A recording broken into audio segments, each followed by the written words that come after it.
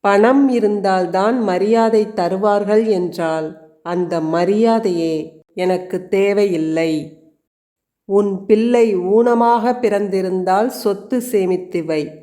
சொத்து சேர்த்து வைத்து பிள்ளையை ஊனமாக்காதே.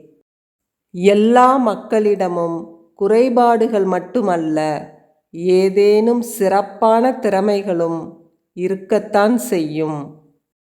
அரசு என்பது எல்லா மக்களுக்குமே சொந்தமானது.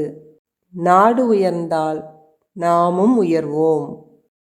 நாடு வளர்ச்சியடைய வறுமையும் அறியாமையும் அழிய வேண்டும். இவை இரண்டும் அழியாமல் நாடு வளர்ச்சியடைந்து விட்டதாக கூற முடியாது. கடுமையான உழைப்பே மக்களை வறுமையிலிருந்து மீட்கும். சமதர்ம சமுதாயம் மலர வன்முறை தேவையில்லை.